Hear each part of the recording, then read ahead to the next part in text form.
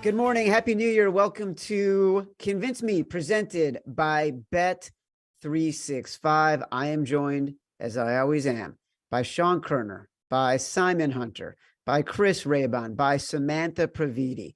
We got fantasy, we got picks, we got data, we got analysis, we got everything you need to get you ready for Week 17. Listen, folks. Week 17 is tricky. A lot of games with teams that are in contention against teams that are out of contention. You got to pay attention to those.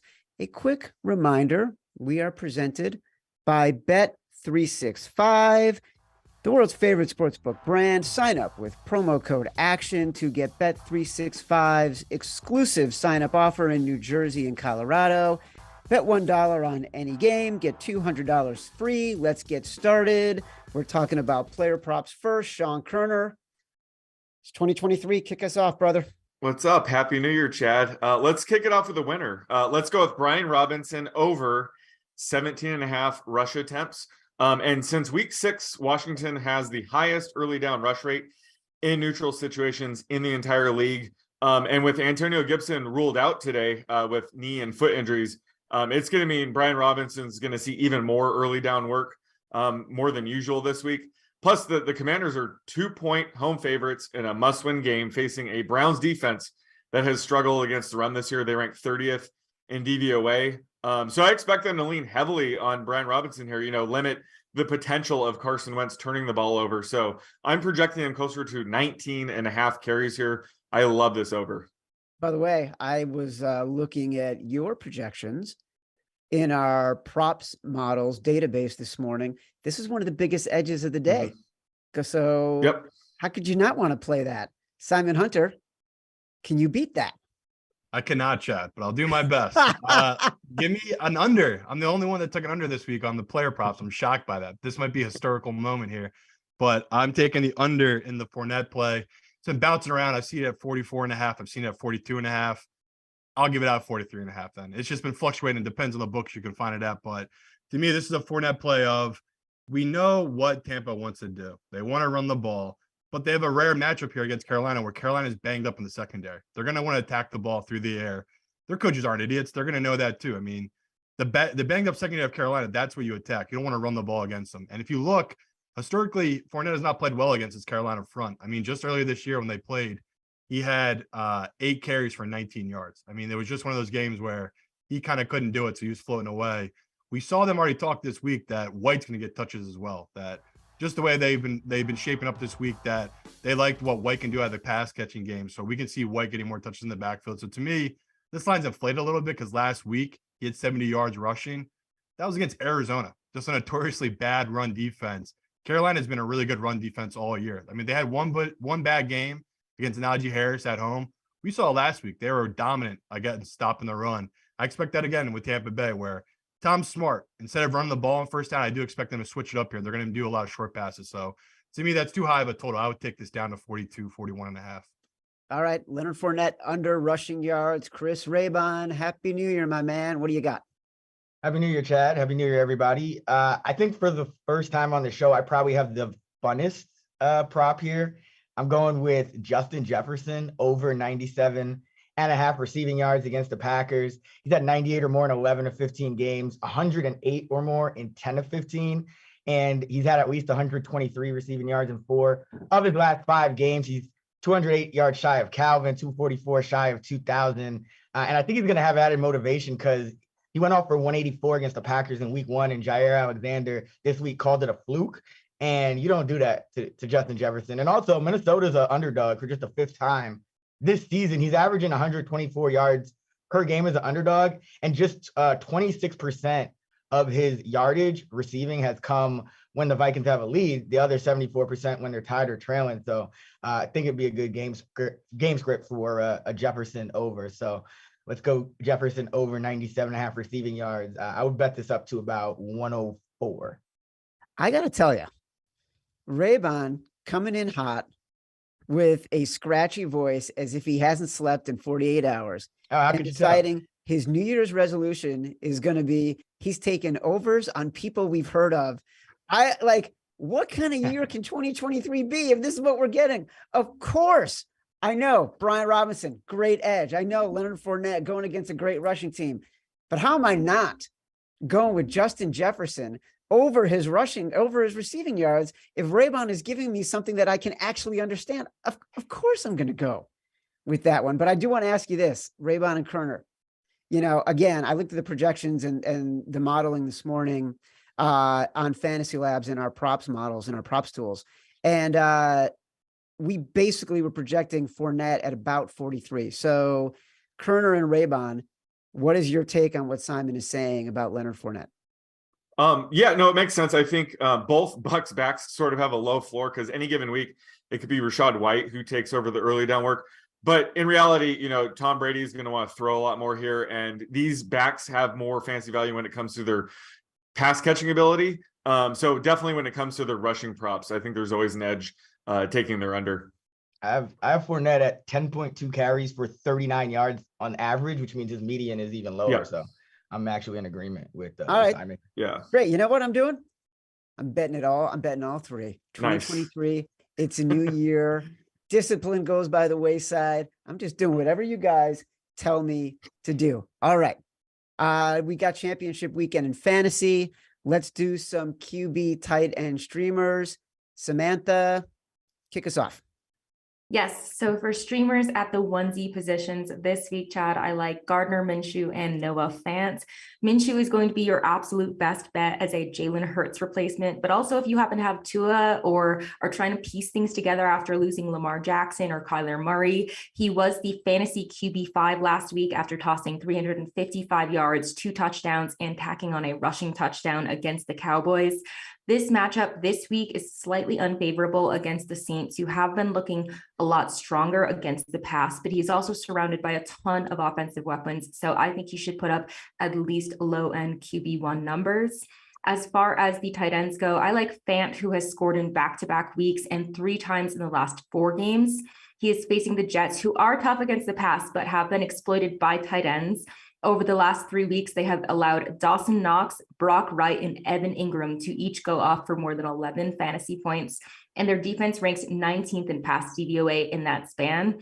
Tyler Lockett's banged up. He has that hand injury. He is going to play, but both Marquise Goodwin and Will Dissly are on IR, so this should give Fant a decent number of scoring opportunities.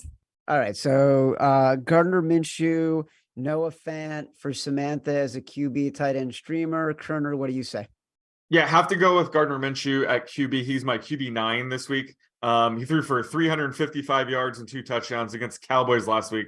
Saints are an easier matchup, so gotta love him with A.J. Brown, Devontae Smith, and Dallas Goedert at his disposal. But more importantly, while he doesn't offer the same rushing upside as Jalen Hurts, they did give him that 1-yard rushing touchdown where, they do the QB sneak and Dallas Goedert and Miles Sanders drove him into the end zone. So he has a ton of rushing touchdown upside as well. So he's a top 10 option for the fantasy football championship this week. And at tight end, I actually like Tyler Conklin against the Seahawks. And he's one of many Jets players who gets a boost with Mike White returning to action this week. Conklin's averaged 2.5 receptions per game with Zach Wilson and 4.3 receptions per game with the other 2 quarterbacks. So it's a good matchup as well. Seattle ranks 29th in DVOA against tight ends. So Conklin's my tight end 14, which is the highest of all tight ends available in 50% or more of leagues. All right. So Koerner's going with Gardner Minshew and Tyler Conklin. Raybon, I'm sensing a theme here. Yeah, I was going to go with Gardner Minshew, but I feel like the people need another option if he's already taken. So let's go with Brock Purdy. This Vegas defense, dead last in DVOA against the pass. Purdy, multiple touchdown passes in all 4 of his appearances, 3 of which were starts, and he also came in relief in that 4th one. And at tight end, love Jelani Woods. He's played 4 games under Jeff Saturday in this regime. He's averaging 51 receiving yards per game, and the de facto starting tight end, you could say, for the Colts, Tylen Granson, is out.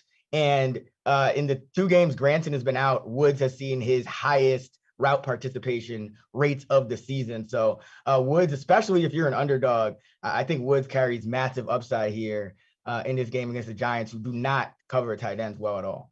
Listen, I'm just so glad you're back to talking about people I've never heard of. All right.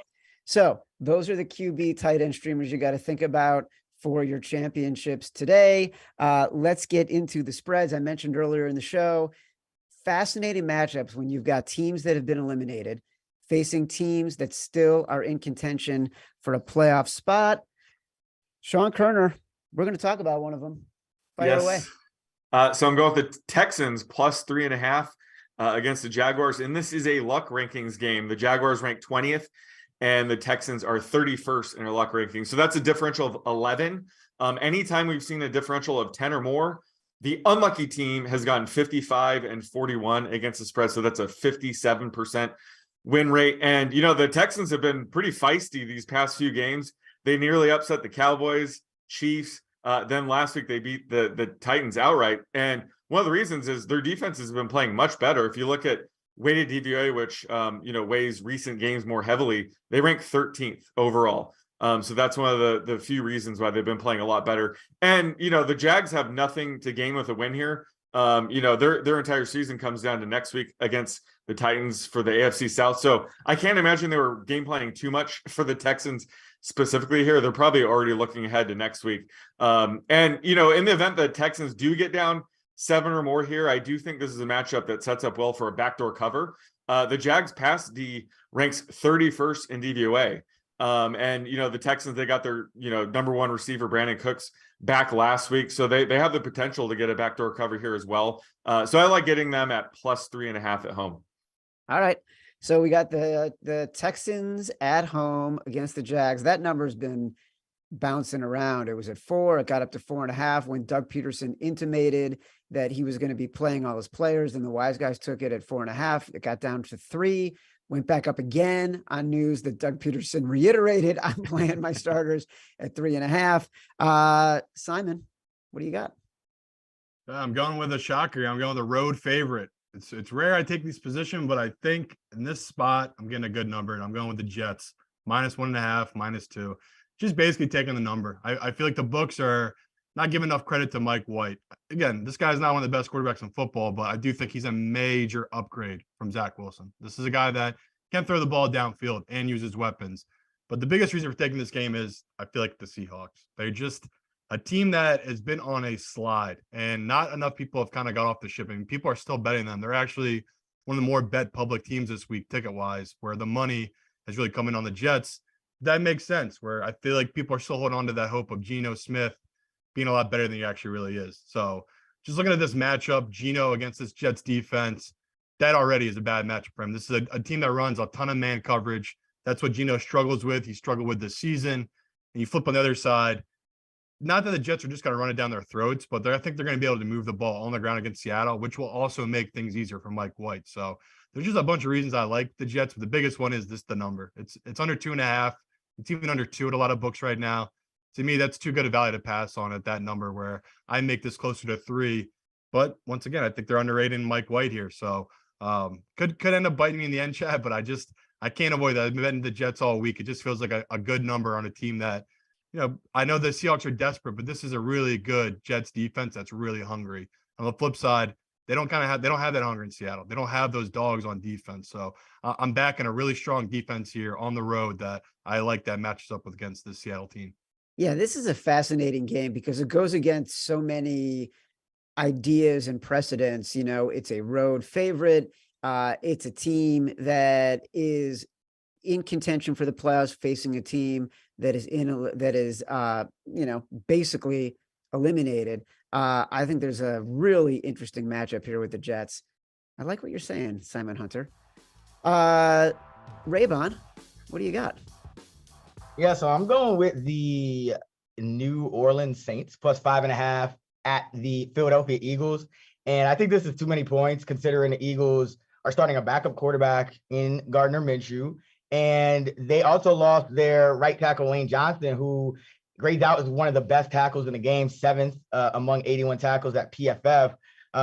Courtesy of our boy Evan Abrams, he pointed out that the Eagles are just 3-10 straight up without Lane Johnson in the lineup over the last 3 seasons. So that is a monster loss, especially when you don't have Jalen Hurts running around out there to kind of compensate for, some deficiencies.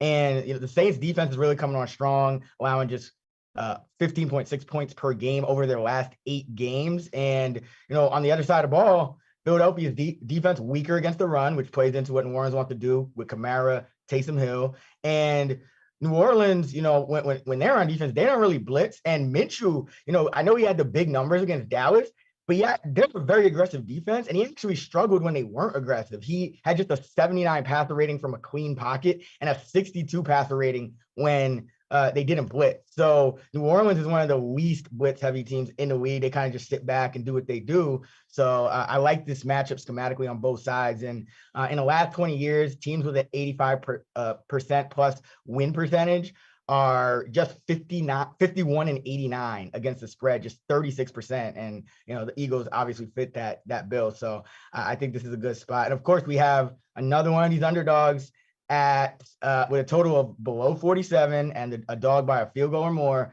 this year, 67 and 41 against the spread, 62%. So a lot of reasons to like the Saints here. Yeah, normally, Raybon, I love to pile on with a stat that is actually not as good as the ones you just outlined for us. Full disclosure, and you can see this in the Action Network app, I already bet the Saints. I already bet the Jets. I am going to go with Sean Koerner and the Jags, whom I also bet. This has been a game that Simon and I talked about all week on the Favorites podcast. I do want to read one stat, and I stole this from Stuckey on Chris Raybon and Stuckey's podcast, related to teams that have been eliminated in the final 2 weeks, playing against teams that need to win in order to make the playoffs. Past 32 years, sample size of more than 152 games, the eliminated teams cover at a 62% clip. That's why I'm going with the Houston Texans against Chad, what? Chad, Raybon? Are you going to tell me I did something wrong? I got it. No, I actually have a better stat than the stat you just gave. So I'm going to let it rip. All right. The Texans and Jaguars have faced off they face off twice a year. Last 9 meetings, Texans 9-0 straight up. Jaguars can't straight up. Jaguars can't 100.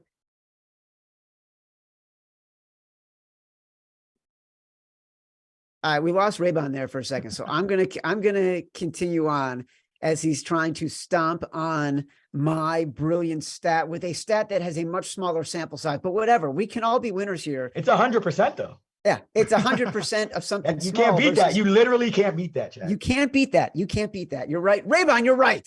You're just right. But we're all going to be winners today, so it doesn't matter. And in the spirit of the new year, I root for everybody. All right. Let's get to the totals. Sean Koerner, you're first. So this one isn't for the faint of heart. I'm going with the Bears Lions under 52.5, and 64% of the bets, 74% of the money has been pouring on the over. Obviously, this game has shootout potential, and everyone's all over the over. But I do think there's a couple of sneaky reasons why there could be some value on the under. The first is our expected score metric that helps fuel the luck rankings shows value on the under. Since week 12, we've been tracking totals showing plus or minus 5 using this metric, and they've gone 14 and 8, so 64% on totals. And this is the only game this week with a grade below -5, so there's a ton of value on the under here. And one of the underlying reasons is, the Lions are top 3 in red zone touchdown percentage, and both these teams are bottom 5 in red zone touchdown percentage allowed. And that's not me saying, I expect them to be closer to league average going forward, but we do expect them to regress towards league average. So when that happens, it's going to be tougher for this to clear 52.5. And last but not least, games officiated by Adrian Hill have gone under 38 and 24, so a 61% clip. So there's the Russ stat for you here. So I do think there's going to be plenty of points. I'm projecting this closer to 50.5, but the market has helped inflate this just a bit to get it over a key number of 51. So I like the under here. Now you're just playing to the audience. My weakness is you're throwing out ref stats. Simon, it's going to be hard to beat a ref stat. Yeah, I had a tough week, Chad, picking a total. I a couple of games I did like. I feel like the numbers just kept moving all week. The pros were all over a lot of these numbers. And I set on a game that I think I'm going to have a back and forth here with Chris about. But I think, honestly, he's probably on the right side. I've talked to a lot of guys this morning. A lot of guys like this under. I like the over, though, in this Rams-Chargers game where I took it at 42.5, took it at 43. Lucky me, it's down to 41. So I look like a freaking idiot. It's completely moving against me. The pros are all over the under here, but I get where they're coming from. They think the Chargers will shut down the Rams offense and maybe the Chargers will struggle a little bit on offense, but I feel like the books are still a little underrated in this Rams offense. I feel like they've changed since Baker's taken over, and that's where I'm getting value, where it's not just Baker that looks good, it's the run game that looks good. They've been running the ball really well with this team lately. And yeah, Bosa's coming back for this Chargers team, but I still don't think that really fixes their run stopping scheme. And we know McVay, we saw those years with Todd Gurley. I mean, all that stuff was predicated off the run. Even last year with Stafford, that Cooper Kupp stuff was amazing, but a lot of that stuff was predicated off the run. We've seen Cam Akers these last couple of weeks really take a step forward. So when I look at this matchup, I think the Chargers are going to score some points. Like I have them scoring 24 points in this game, and I had the Rams scoring 20. So I was like, holy crap, I'm getting a great number. I might have egg on my face, Chad, because the pros, they're all over this under. So if you want to go against the pros with me, you got balls, but I completely get where Chris is about to come from, where it seems like the play here is probably the under. All right. So look, we got a little bit of a bet off, and Simon is already hedging off his answer and making it impossible for me to choose him. Raybon, tell me why you're on the under in this game.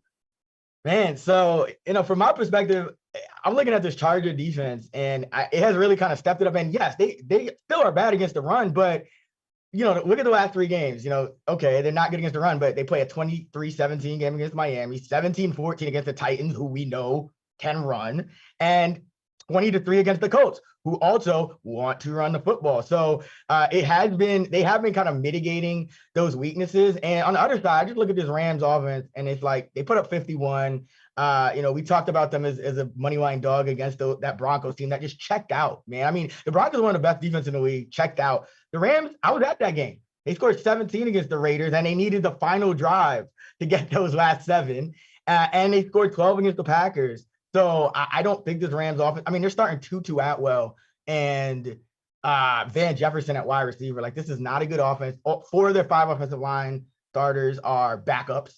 And, when a team scores over 50, the under has capped at a 57% rate the next week. And then on the other side, Justin Herbert is actually nearly a yard worse against zone. And the Rams, that's all they do. They just line up in zone and play conservative. So they've allowed the 6th lowest rate of explosive passes, 2nd lowest rate of explosive runs as well. So they make you drive the length of the field. And that's where I think the key is, because the Chargers will drive the length of the field. They're a good offense, but 26 in red zone efficiency. Well, the Rams are 2nd best in the red zone on defense. So I think that the Chargers will kind of move the ball, but I think they'll kind of stall out in scoring position. And I think the Rams are, that last week was their Super Bowl. They're going to come back down to earth and put up, 10 to 14 points. I mean, what am I supposed to do here? I got Koerner telling me to bet the under in a game where I think Justin Fields could set the single season rushing record for quarterbacks today, even though he needs 200 yards because this Lions defense is so bad. I got Simon telling me he's taking the over, but he's probably on the wrong side. And then I got Raybon coming at me with something reasonable. I don't know what the hell is going on in 2023, but how am I not going to go with the Rams Chargers under in this game? It makes no sense to do anything otherwise. So that's what I'm doing. I'm going with the Rams and the Chargers under in this game. By the way, you can see it in the app. I also like the Rams plus 6.5. I think there's a good correlation. Raybon, you can probably tell me between betting the underdogs at a decent number and when the games are at a very low total. Do you have a number you can tell me that, or am I making that up? No, I mean, yes. I would still prefer the under in this game. I just think the Rams are coming back down to earth. So I don't know if they covered a number, but I'll be rooting for you. Well, thank you. I appreciate it. All right. A reminder. 62% when you have a total below 47 and a dog by a field goal over a field goal. 62%. That means 6 out of 10 times I could be right. All right. Reminder, we are presented by bet365, the world's favorite sportsbook brand. Sign up with promo code ACTION to get Bet365's exclusive sign-up offer in New Jersey and Colorado. Bet $1 on any game, get $200 free. Reminder, the Touchdown Show with Gilles Gallant and Nick Giffen is coming up in the bottom half of the hour. In honor of the Touchdown Show, we will do a quick whip around. Simon, Raybon, Koerner, you will tell me your favorite anytime touchdown prop of the day. Koerner, you go first. Gotta go with Deontay Johnson at plus 300. He has yet to score a touchdown this year, but he is certainly due. There's been 75 players who have seen 5 or more end zone targets this year, and he's the only one without a touchdown. He's seen 9. So typically we'd expect him to have around 3 to 4 touchdowns on the season just on those targets alone. So I think he's a good buy low. Give me Deontay Johnson at plus 300. All right, Simon, what do you got? Honestly, I want to give out Minshew's touchdown again because it hit last week, but that's probably asking lightning to strike twice. So I'll go a little chalky. I'll go with Justin Jefferson getting a touchdown just because all the smack talk this week. I do feel like Kirk's going to try to be forcing it up to him. So I love him to get one here in the red zone. Well, we all love Justin Jefferson this week. So Raybon, what do you got? Let's go with Jordan Akins in the Texans Jags game. He's been balling out tight end, and the Jags have been really bad against tight ends. So he's a nice little long shot play, especially if you think the Texans are going to win there 10 straight against Jacksonville. You know what, Raybon?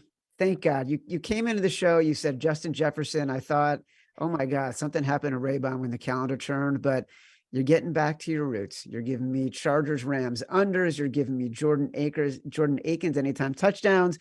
Now I know 2023 is going to be a fantastic year. This has been Convince Me, presented by Bet365. I'm Chad Millman for Sean Koerner, Simon Hunter, Chris Raybon, Samantha Previte, our fantastic producers. Happy New Year to everybody. Stick around. Touchdown show. Nick Giffen, Gilles Gallant, take it away.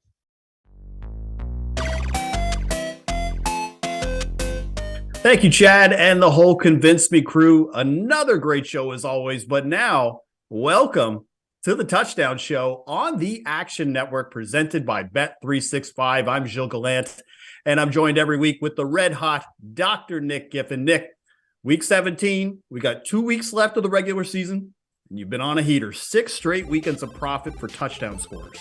Yeah, I mean, it's definitely been a good ride. 6 straight weekends of profit, like you mentioned, also up 12.75 units just in the last 2 weekends alone. So we're going to try to keep it going, Gilles, and we're also going to give out which players we are buying and selling from some marquee matchups that we'll be talking about, including Sunday Night Football and Monday Night Football, the big game there. And we're also going to have our official anytime touchdown picks for today's slate. So for those picks and for any additional picks from Gilles and myself, make sure you're following both of us in the Action app. Absolutely. And Monday Night Football is going to be a banger. I can't wait for Bills Bengals.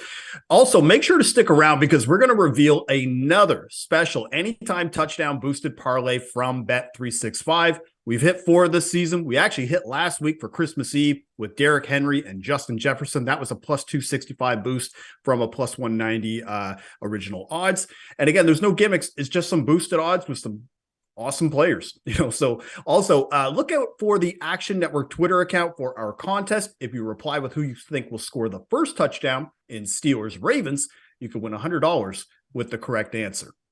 And also the Touchdown Show is presented by Bet365, the world's favorite sportsbook brand. If you sign up with promo code ACTION, you'll get Bet365's exclusive sign-up offer in both New Jersey and Colorado. All you got to do is bet $1 on any game and you get $200 free. All right, Nick, week 17, we've got some best bets to give out. I'm going to kick us off as usual, and I'm going to be going right to Browns versus Commanders. That's right, your Commanders. And I'm going to be taking David Njoku at plus 350 to score a touchdown. Now, Njoku, 10th in the NFL in red zone targets with 18. That's second for all tight ends behind, obviously, Travis Kelce. But the reason why I bring that up is that it's more than Amari Cooper, even though he has played 3 less games than Cooper. Now, in the 3 games back from injury for Njoku, still playing at a high level, 95% of snaps. He scored a touchdown versus Cincinnati, a team that is actually pretty strong against the tight end position. And he's also facing a Commander squad that's been pretty decent defending the slot, but has also allowed 7 touchdowns to tight ends this year. Most notably, Nick, again, not trying to pour salt in the wound, but George Kittle had a field day on this defense last week. 8 catches, 120 yards, and 2 touchdowns. I think part of the reason, Nick, why we're getting decent odds on Njoku is just because Deshaun Watson has looked pretty terrible throwing the ball. I'm not trying to defend him, but just that's what it is. It's just Deshaun Watson hasn't looked very good so far. But this is a better matchup, at least, than the Saints or the Ravens, especially because the weather should be a little bit nicer in DC today. So I love Njoku to be a mismatch in the red zone and get his 4th touchdown of the season. Yeah, hey, I'm okay with you picking on my Commanders because it's just the truth. And if you look at the projection value, also, we're definitely showing projection value on David Njoku. We have around plus 310 fair, so plus 350. Really nice grab there, Gilles. I like that as your best bet of the day. On to my best bet of the day. And, we like to go usually from shortest odds to longest odds.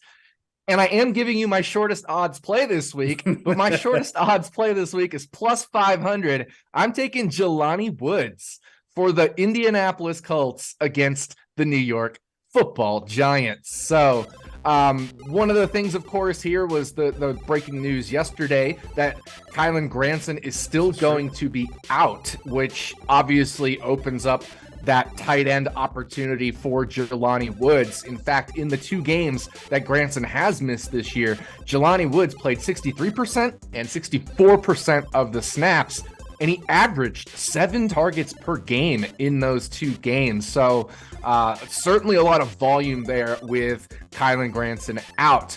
Also, Nick Foles is the quarterback. We know how much Nick Foles loves his tight ends, so I definitely think there will be some passes headed Jelani Woods' way. As far as the matchup goes, he is facing the New York Giants, as they are 31st in defensive DVOA versus the tight end position. They allow the 10th most touchdowns to the tight end position this year, so based off the amount of yardage and efficiency they allowed, they actually probably should be allowing a little more than the 10th most touchdowns to tight ends. So there could be a positive touchdown regression opportunity here. Also, the Giants are the most man-heavy team in the NFL, and Jelani is a man versus man defense. He has better yards per route run versus man than zone coverage. And also all of his touchdowns have come versus man coverage. So definitely a great situation as far as the positional matchup, the schematic matchup for Jelani Woods. And, you picked on my Commanders, but at least I get to pick one of my Virginia Cavaliers. Wahoo wah, go Jelani Woods. Yeah, I was going to say, true or false? Is it because he is a Virginia Cavalier of why we're taking Jelani Woods here? And, obviously we're going to put 1 unit on it, but we've talked about this off air that you feel really comfortable with this pick, that you would actually be encouraged in even looking at a 2 touchdown pick for this guy. Oh yeah, definitely. I threw 0.21, I think, units on him at 48-1 for a 2 touchdown game. So, that would be a nice 10-unit win if he does come home with 2 touchdowns. And he did have a 2 touchdown game earlier this year. In fact, his first 2 NFL receptions were both for touchdowns in the same game. Awesome. All right. So our first bets are in. I've got David Njoku. You have Jelani Woods. Let's now look at a marquee matchup for today. And I'm looking immediately at the 4 p.m. slate. I'm looking at Vikings at Packers. And this game, a lot of playoff implications, especially for the Packers trying to just get into the NFC playoff picture here. The top 5 anytime touchdown scorers from this game, you're looking at the usual suspects like Aaron Jones at minus 105, Dalvin Cook at plus 105, our boy Justin Jefferson at plus 110, AJ Dillon at plus 120, and Christian Watson at plus 125. Still remains to be seen if he'll play in the game, but we'll find out a little bit as we get closer to kickoff. But there's some buys and sells from this game, Nick, that I'm considering. And one of the first guys that I'm buying isn't on the board here. It's actually a little bit down the depth chart for the Vikings. And I'm going to be looking at KJ Osborne at plus 400. Now, Nick, we talked about KJ a lot off air. I have an unhealthy obsession with betting KJ Osborne touchdown props. Like, if you recall, he actually scored last year in Green Bay with Sean Mannion at quarterback. And it was also the most profitable touchdown score for the Vikings last year. And then when you go back just to the week 1 matchup, a lot has changed, obviously. But in that week 1 matchup, the Packers, they got torched by Justin Jefferson. There were a couple of times where he was catching balls where nobody was on him at all. I think they're going to try to look to contain him. There's been some talk in the media between him and Jair Alexander throughout the week. But I think they're going to try to make Osborne and Thielen try to beat them over the middle. So I like KJ Osborne in this game. But who I'm selling is actually going to be Robert Tonyan. The Vikings pass defense overall been suspect this season, Nick, but they've been pretty decent at stopping tight ends this year. The Vikings actually haven't allowed a touchdown to a tight end since we cashed on Hunter Henry on Thanksgiving. So that's just to put in perspective of how long it's been. And even Mercedes Lewis last week poached him for a touchdown in a matchup that was prime for a touchdown from a tight end facing the Dolphins. So Tonyan might score, but at this price, it's an easy pass for me. How about you? Yeah, well, I also have that unhealthy obsession with KJ Osborne. I think I've taken him 3 times this year already. And unfortunately, he hasn't hit pay dirt the weeks I've taken him, but he still has scored a few. As far as my buy, I'm going to buy Romeo Doubs at plus 240. And what I really like about this situation is just the defensive schematics here. Minnesota, they play a ton of zone defense. They're one of the lowest man coverage teams in the NFL. And we've talked about this a couple of weeks in a row. Cobb and Doubs are the better Packer wide receivers versus the zone, and Watson and Lazard are both better versus man. Now, that doesn't mean they're poor versus zone. They're both just better versus man coverage. So I think this is a game where Doubs and Cobb could shine a little bit. And the other thing is Romeo Doubs does line up on the outside 77% of the time. And Minnesota is 23rd and 29th in defensive DVOA on passes to either the left or the right, but they're actually 11th in passes over the middle. Also, Minnesota is much better in passes versus, passes over the shorter end of the field, under 15 yards. And Romeo Doubs has the shortest ADOT of all of those 4 Green Bay top 4 wide receivers that I mentioned. That means on the flip side, I am going to sell one of those wide receivers, either Watson or Lazard, and I'm actually going to sell Lazard. And I know, Christian Watson's status is a little bit in doubt. He's coming off that injury and he may be limited, but even then, I think that's possibly why Lazard's odds are so short at plus 150. And so, I also mentioned he's much better versus man coverage than zone. So we get that little factor. And he also has the longest ADOT of Green Bay's wide receivers here. So just not exactly the best matchup situation. And he could, aside from Cobb, be lining up in the slot the most. He does line up in the slot about 37% of the time. So I think this is just not the best situation here for Allen Lazard. So I'm buying Romeo Doubs, selling Allen Lazard. Yeah, Allen Lazard was an amazing touchdown pick when Devontae Adams was in the lineup, because then you would get those inflated odds around like the plus 250 to plus 300. Now that he is the primary option, it's difficult to justify a touchdown bet on him at less than plus 200, especially in a matchup that isn't really suited to his skill set. I think the only thing that I would push back on Cobb is just because even though he's younger than me, younger than us, he's only 32 years old, feels like he's been in the league for like 20 years now. I just can't trust even though Aaron Rodgers seems to trust him a lot and being able to throw to him in the slot, I just can't bring myself to bet on him. So I would go with Doubs as well. Yeah, over Cobb. Exactly. That's exactly why I went Doubs over Cobb. It's just a trust factor. Okay, well, so that's the first marquee matchup between Packers and Vikings. We've got a couple more that we're going to preview, but now let's give out our second best bet of the day. I'm going to be moving to the afternoon slate, looking at the Rams versus the Chargers. And Nick, I tracked this as soon as I did it and then went to bed and then woke up the next morning and his odds dropped. I was able to grab Tyler Higbee to score a touchdown at plus 375. Now seeing it down to plus 300. I would still bet it at that. But again, once it gets down less than plus 250, I probably wouldn't bet it at that point. The value is all but gone. But for Higbee, Nick, we joked about how both Higbee and Deontay Johnson, they're snake bitten, might not catch a touchdown the rest of the year. Like Deontay didn't hear us.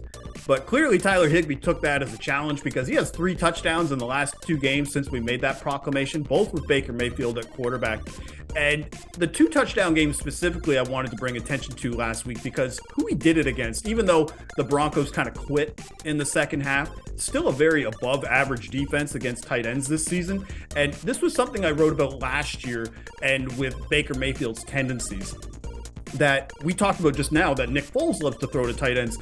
Baker Mayfield loves to throw to tight ends into the end zone. So last season when he was with Cleveland, Baker Mayfield had 17 passing touchdowns. 10 of those were to the tight end position. And when you look at all of Mayfield's touchdown passes, it's actually around 36% for all touchdowns that have gone to the tight end position. And you think of some of the players that he's played with, the fact that he's still going to guys like a Harrison Bryant or a David Njoku. And this season, he has thrown 10 touchdowns, 4 of them to the tight end position, 3 to Higbee and 1 to Trimble. So that's 40% of all of his touchdown passes going to the tight end spot. Now the Chargers as well, a little bit more vulnerable over the middle. I think safety Derwin James is going to be out for the game. So that's a little bit more troubling for them to be able to stop plays over the middle. And I can't really overlook, Nick, that this is essentially a home game for Tyler Higbee and the Rams. They didn't really have to do any travel or anything. So I think they'll be a little bit fresher coming off of that Christmas Day game against the Broncos. So give me Tyler Higbee to score a touchdown at plus 375. Yeah, and we definitely were showing projection value on Tyler Higbee at plus 375. Like you mentioned, below plus 300, there isn't any projection value there either. But nice grab at plus 375. You and I were talking about it on Slack. You grabbed that, and then we wake up the next morning and see his odds just the plummet. classic. So you get ready. You try to get ready for the show. You try to see if you were trying to look at a pick that you might like. You wake up the next morning and the odds drop. So, I mean, again, that's just touchdown betting for you. That's why you got to follow us in the Action app so you can get those before they plummet. Moving on to my second pick. Like I said, my shortest odds was plus 500 this week, and I got another plus 500 pick. I have Chase Edmonds of the Denver Broncos going up against the Kansas City Chiefs. And if you remember the last time the Denver Broncos played the Kansas City Chiefs, I had Jerry Jeudy, and he scored 3 touchdowns. So while I do like him here, I think there's maybe a couple of reasons I would be a little concerned. Obviously, Sutton is back, plus we've got the coaching change. We don't know how that'll shake things up. But that's part of why I do like Chase Edmonds. So if we look at Edmonds, since he's become a Denver Bronco, right? He got traded midway through the year. In the first 2 games, he had 2 targets on just 19% of the snaps in his first game as a Denver Bronco. In his second game as a Denver Bronco, he only played 5% of the snaps because then he got injured, missed a few games, and he came back last week for his 3rd game as a Denver Bronco, and he played almost as much as Latavius Murray. 46% of the snaps for Latavius Murray, 42% of the snaps for Chase Edmonds. So, that's basically 2 RB1s or whatever. There's no lead back there of the 2 in terms of playing time. And now with Nathaniel Hackett being fired, interim head coach Jerry Rosburg, maybe he shakes things up. Maybe he plays Edmonds more to see what he's got. Could the team play better, more motivated, differently under this new interim head coach? I don't know, but even if any one of those things happen, it could benefit Chase Edmonds, whether it's the Broncos playing better, whether, he shakes things up in terms of playing time, whether, he uses Edmonds more, for example. Any of these things could help Edmonds' touchdown probability. Another thing is the Chiefs are actually an exploitable matchup for running backs, especially ones that can catch passes like Chase Edmonds. Kansas City is 28th in defensive pass DVOA to running backs, and they allow big volume as well. They allow the 3rd most targets and yards per game to running backs in the receiving game. Kansas City is also only 17th in defensive rushing DVOA. So if Edmonds is getting some of those carries, and he had 6 last week, he still has some touchdown opportunity there as well on the ground. Kansas City also allows the 5th most receiving touchdowns to running backs this year. So just a lot of reasons to like the matchup here for Edmonds. And Edmonds also, like Jerry Jeudy, not quite on the same level, but Edmonds has been better versus man coverage this year than zone coverage in terms of his yards per route run. So maybe another little positive there for him because Kansas City does play pretty high man coverage rate. Finally, there's just an odds discrepancy, right? I got him at plus 500. But if you look at Chase Edmonds' touchdown odds right now, I'm seeing as low as plus 320 out there. So definitely an odds discrepancy. Also, there's kind of just an odds discrepancy for him and Latavius Murray. Like if they're playing about equal, then they should be about equal in odds. And, I'm seeing Latavius Murray at plus 240 in some places. So, we're getting like plus 500 on Edmonds versus plus 240 on Murray, and we could see an equal playing share. It just doesn't make sense to me. So my second pick of the week, Chase Edmonds plus 500. Especially with such a large spread. If they're implying that Kansas City is going to win by double digits, Latavius Murray isn't likely going to be getting a ton of snaps in the second half.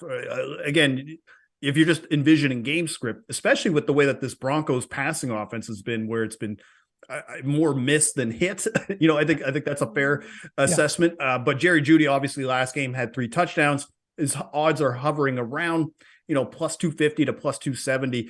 would you, if somebody was to ask you, would you still feel comfortable taking a flyer on Judy, or is the coaching change just too much of a just a barrier for you to feel good about it?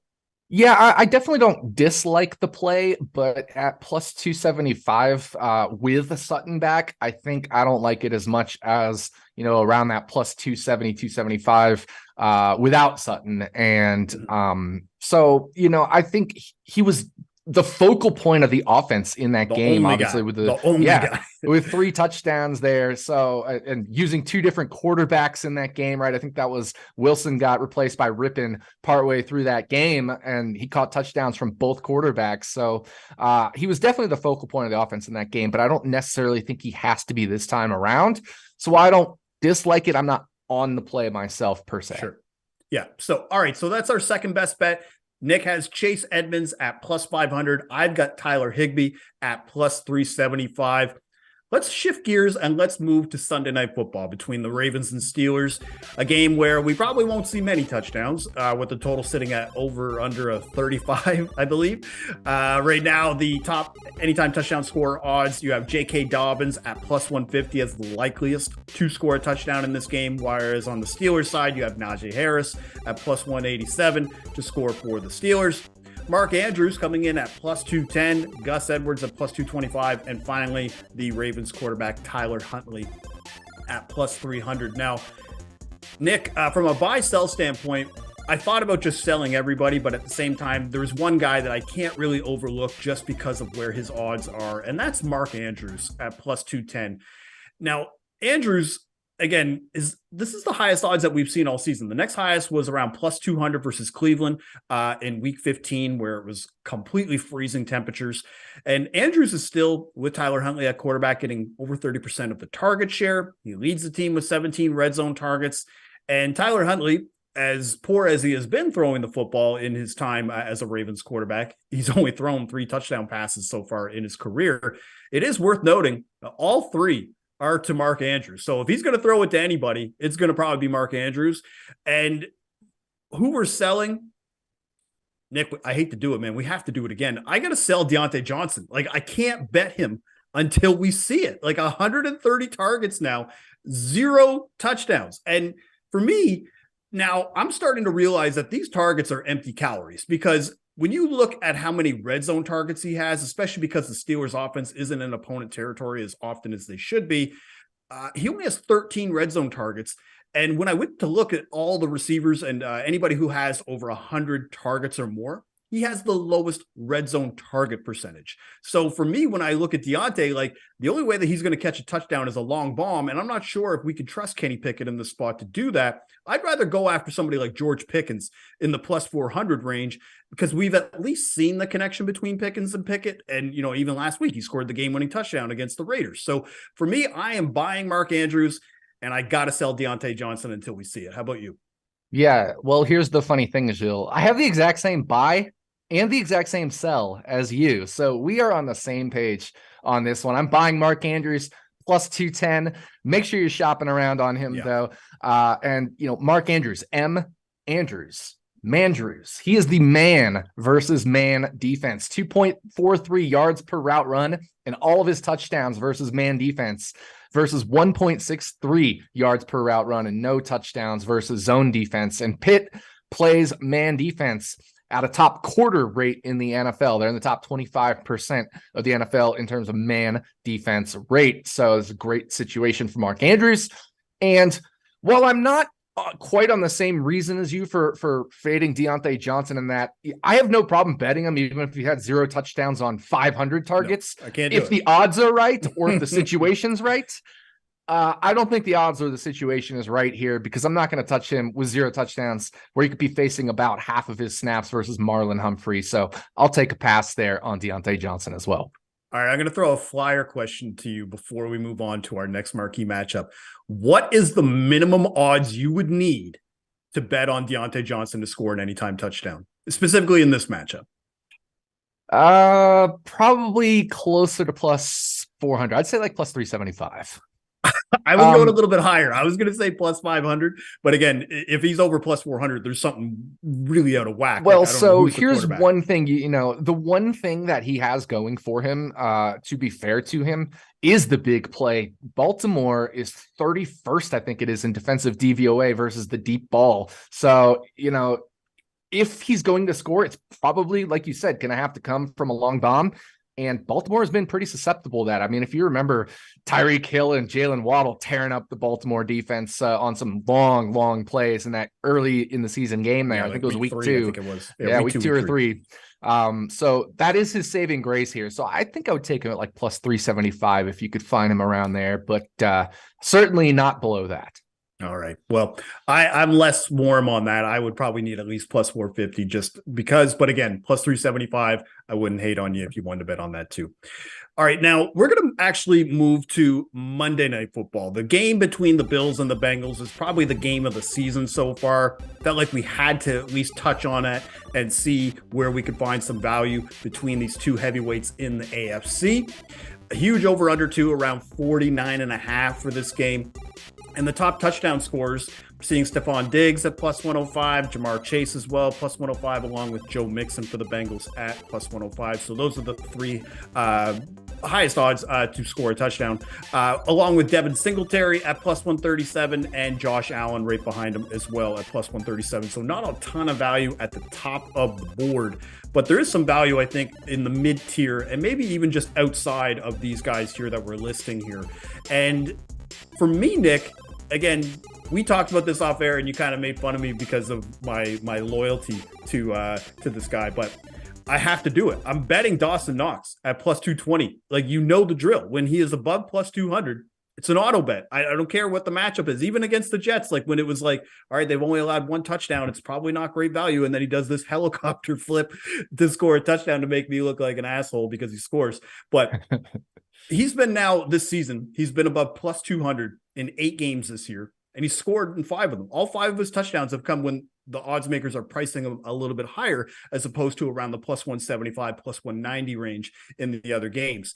And the Bengals, they've only given up 3 touchdowns to the tight end position, but they're bottom 10 in yards and receptions to tight ends. So for me, it's just kind of one of those stick to my system, got to ride with the guy. But then on the flip side, I'm actually going to be fading the Bengals tight end. I'm going to be fading Hayden Hurst. And Hurst has actually been pretty good for the Bengals. He's just coming back off of injury, but this isn't a matchup I think that you want to bet Hurst, mainly because the Bills over the middle, especially for the tight end position, have yet to allow a touchdown to a tight end this year. They're the only NFL team that has allowed yet to allow one. And the reason being is Tremaine Edmonds is a really underrated middle linebacker in that team. For example, since the start of last season, the Bills have only given up 3 touchdowns to tight ends, and 2 of those were in games where Edmonds didn't play. So when he plays, tight ends just don't score in this matchup. So I'm going to be taking Dawson Knox, and I'm going to be fading Hayden Hurst. How about yourself? Yeah, I am going to do the same thing I did last week, and I'm going to buy the Cincinnati wide receivers. All of them. I'm just buy all of them. I don't care if it's Jamar Chase. I don't care if it's T. Higgins. I don't care if it's Tyler Boyd. I don't care if Tyler Boyd dislocates his finger again. It's Trenton Irwin who got 2 touchdowns last week. So this is the exact same play I made last week against the New England Patriots, and wide receivers had all 3 of the touchdowns against New England. It was Irwin, like I said, filling in for Tyler Boyd, who re-injured his finger there, who caught 2, and T. Higgins caught the other. But I'm doing the same thing, back to the well. It's a similar situation versus the Bills with this week, with them playing more man coverage and just kind of having a weak secondary overall. They've been banged up a lot this year, and their cornerbacks especially, they've been each allowing over 1.2 yards per route run. So the matchup is good wherever you look as far as the Cincinnati wide receivers are concerned. On the flip side, I'm going to be selling a wide receiver for Buffalo, and I hope Sean Koerner doesn't kill me for this because I know he loves them. The Koerner #1 fan here. Yeah, but I'm selling Gabe Davis at plus 162. Couple reasons here. Gabe Davis has been better versus zone, but Cincinnati leans towards kind of like Buffalo. They lean towards man a little bit in terms of relative to NFL averages. So that hurts them a little bit. And also Cincinnati doesn't allow a ton of big plays. They're number 5 in defensive pass DVOA versus the deep ball. And Davis, of course, has the 2nd highest ADOT in the whole NFL among qualified receivers. So I think they'll be able to shut down the big play here for Gabe Davis. Awesome. Yeah, I'm really looking forward to this game. I think you could find touchdown value pretty much from front to back, depending on the type of research you're doing. But yeah, this game it looks like it's an easy over. I'm not sure if it's going to go over that 49, but at the same time, just based on paper, it feels like it's going to be one of those classic 35-32 games. All right, now we've got long shot picks. You've already been doing long shot picks throughout the entire show, but maybe a little bit more of a long shot, I guess, than what we were doing before. There is no definition of a long shot when it comes to you, I guess. But for me, I'm going to take a long shot, and I'm going to take Old Faithful, another tight end. We're going to the Saints versus the Eagles, and I'm going to take Juwan Johnson at plus 550. And Juwan, 7 touchdowns this year. That's the second amongst all tight ends, obviously trailing Travis Kelce, who's got 12. And Johnson has really been a go-to option for Andy Dalton and the Saints in the red zone. He leads the team with 11 red zone targets, which is actually more than Alvin Kamara, if you could believe that. And only 3 of those receptions, the reason why I bring up those red zone targets is only 3 of those receptions have been inside the 10. And what that shows is that he can score from multiple angles. He could take a little 40-yard pass and go all the way. He could be featured within the 5-yard line. And they're facing an Eagles team really struggling on coverage on the inside as opposed to the outside. So Avonte Maddox is out. CJ Gardner-Johnson isn't back yet. Josiah Scott is probably going to be the nickel safety, nickel corner. He's been below average covering the slot. So I think the Saints, they'd be wise to attack the middle of the field. Now, I'm obviously not an NFL coach, but I feel like that's a safe assessment to try to funnel this through because you don't really want to go against Darius Slay or James Bradbury. And I'm seeing Johnson's touchdown odds now lower than like plus 300 at multiple spots. So when I saw it at plus 550, I could not pass on it. So Juwan Johnson is my long shot bet against the Eagles this week. Yeah, it's not going to be the Taysom game, I don't think, this time around. But I like the Juwan Johnson pick, and I'm pretty sure we're showing some projection value. Trying to stall a little bit because I lost my place in the spreadsheet of where it is. There it is. Yeah, we have Juwan Johnson fair odds at around plus 370. So, you grabbed him at plus 550. He's moved down since then, but we're still showing projection value on him. I think you can find him still over plus 400. So definitely like that pick. And as far as my long shot picks, you mentioned I've been taking a lot of long shots. I think it's probably my NASCAR background a little bit. I don't have no problem sprinkling or even betting big on some long shots if I feel like the situation's right. But I'm going with 2 guys, both at plus 900. I'm going to go with Michael Pruitt at plus 900, and I'm going to go with Laviska Shenault at plus 900. I'm putting a quarter unit on each of them. So a quarter unit on Pruitt, quarter unit on Shenault. And, these are both just kind of matchup oriented. So first, let's focus on Michael Pruitt. It's Arizona, right, that they're facing. The Atlanta Falcons facing the Arizona Cardinals. Arizona stinks versus a tight end. So I'll keep firing tight end ones against them at long odds. I know Trey McBride didn't hit last week, but Trey McBride is for Arizona, but point stands, you fire tight ends against Arizona. Also, absolutely. Pruitt has 3 touchdowns in 11 games this year, including 2 of 5 games with Kyle Pitts out. So it's not like he doesn't score touchdowns. I mean, the guy's got 3 already on the year, and we're getting him at plus 900. Also, Pruitt has an 18.2% target share inside the 10-yard line. That's where all 3 of his touchdowns have come this year. That's the same as Kyle Pitts, who is out. So you got to think he would be grabbing those that Pitts is vacating as well. So I love Pruitt's touchdown opportunity here. If Atlanta, the battle of the A teams, can get inside the red zone. As far as Laviska Shenault, I keep trying to say it in the French way, Shenault. As far as Laviska Shenault, Tampa Bay is just one of the worst teams versus slot receivers. They're actually second worst in my slot power ratings, which is kind of just a combination of yards per route run, yards per game, and touchdowns. And Shenault plays in the slot over 50% of the time. Tampa Bay has given up the most touchdowns in the NFL to the slot, tied with Kansas City for dead last there with 12 touchdowns. So, Shenault, he also gets some carries, and Tampa Bay is dead last in rushing touchdowns to wide receivers. So dead last versus the slot, dead last versus rushing wide receivers in touchdowns. And Shenault has had touchdowns in 2 of 8 games when he's played at least 10% of the snaps this year. There was a few games early in the year where he got like 1 or 2 snaps, but he's been playing a whole lot more regularly now. So if he's played at least 10% of the snaps, he has touchdowns in 2 of 8 games. That's pretty good for plus 900 odds. Yeah, absolutely. And leave it to Nick, man, to find some awesome value. Pruitt, I think, stands out, obviously, just because of the Cardinals angle and their touchdowns. But Shenault, that was one that I've been too jaded by with just the way that he has played over the last season and a half. And that it's really hard for me to bring myself back to thinking like, okay, he could actually be a fixture in this offense. But again, when you're getting it at plus 900, it's worth a sprinkle, especially for a quarter unit. Yeah, and we have fair odds on him at around plus 575, plus 600. And he has dropped from plus 900 to when I woke up today. I saw him, his longest, I think, now is around plus 800. But I'd still take that if you're still looking to play some LaVisca. All right, so those are our long shot bets. I've got Juwan Johnson at plus 550. He is sprinkled on both Michael Pruitt and LaVisca Shenault, each at plus 900 to score a touchdown. Now it's time, Nick, where we're going to give out our anytime touchdown boosted parlay from bet365. So we combed the odds. We tried to find 2 guys that we just love to score this week. And we're going to go with Saquon Barkley and Christian McCaffrey. Now, the odds, if you have parlayed them before the boost, will be at plus 190. Well, Bet365 has done us a solid. They are boosting this touchdown boosted parlay up to plus 260. So for Saquon, I don't really know how much of an introduction he needs, but again, I have no problem recapping some of the stats. 6 touchdowns in the last 8 games, 4 in the last 5. And the Colts defense, it took a while to kind of accept this, but they've been pretty underwhelming stopping the run this year. 14 rushing touchdowns allowed. They only allowed 9 in all of last season. That was the strength of their defense. And they're also giving up a ton of passing opportunities to running backs. Barkley is 5th amongst all running backs in receptions this year. So again, just a very quality matchup in what is a Giants, not a must win, but they definitely want to win this game. As for McCaffrey, there is honestly, Nick, a legit case that if he was on the 49ers all year, he'd probably be the offensive player of the year. Like, he has 8 touchdowns in 9 games for the Niners this season.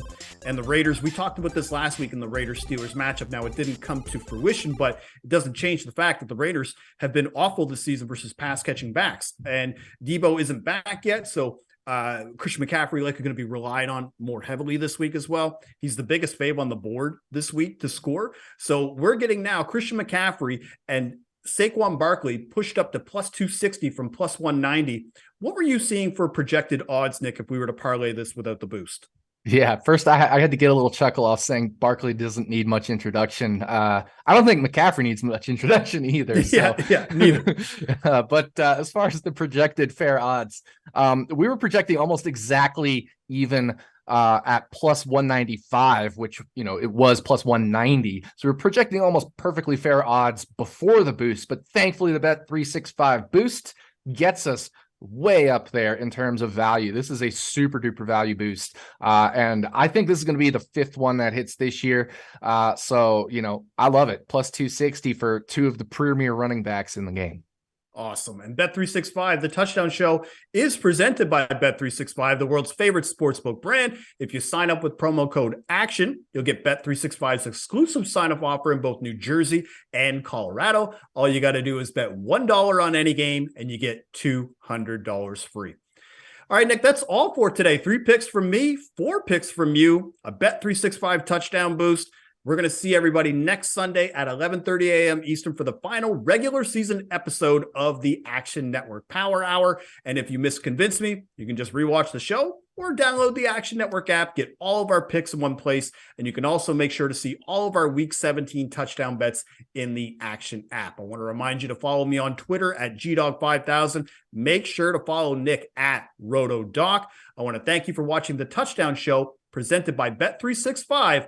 Have a safe and happy 2023 and bon chance.